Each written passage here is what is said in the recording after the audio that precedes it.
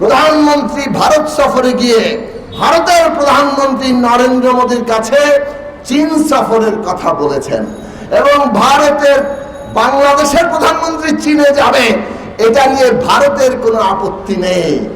আর কিছু বলার দরকার আছে? বাংলাদেশ কি স্বাধীন সার্বভৌম দেশ? এই দেশের প্রধানমন্ত্রী পৃথিবীর যে কোনো দেশে যাবে, অন্য কোন দেশের অনুমতি লাগবে? কিন্তু শেখ হাসিনার লাগে।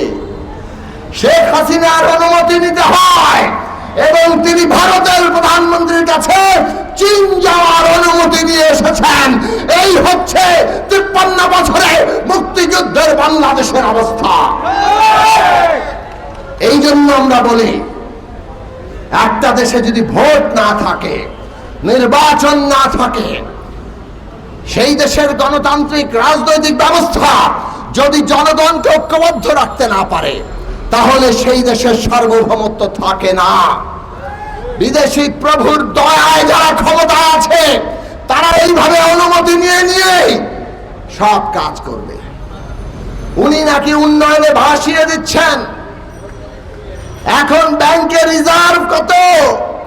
বাংলাদেশ ব্যাংকের রিজার্ভ এমন তলানিতে যে ঠেকছে, আমদানি করতে পারবে না।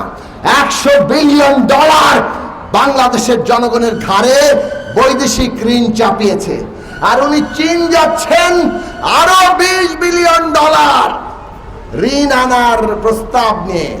ক্ষমতায় আবার বসে উনি প্রথম ধাক্কাতে $20 বিলিয়ন চাইতে যাচ্ছেন। ইতিমধ্যে যা ঋণ, তার 5 ভাগের 1 ভাগ ঋণ এক সফরেই তিনি চান। অর্থনীতি কোন জায়গায় নিয়ে এসছেন বুঝেছেন? আমাদের দেশের নাগরিক প্রজন্ম থেকে প্রজন্মান্তরে তাদের ঘরে এই বৈদেশিক ঋণ চাপিয়ে দিতে চান। আর এই ঋণ এনে কি করেন? সব কোমর ফাঁস। জেনারেল আজিজ, বেনজির, মতিউর, এই সমস্ত রাষ্ট্রের কর্তা ব্যক্তিরা যারা এই শেখ হাসিনার সরকারকে বিনা ভোটে ক্ষমতায় রেখেছে, তাদেরকে অবাধে লুটপাট করার সুযোগ তারা দিয়েছেন। ঋণ করবে, ঋণ শোধ করতে হবে আমার, আপনাকে, আমাদের সন্তানদেরকে। আর লুট করবে আজিজরা, বেনজিররা, মতিউররা।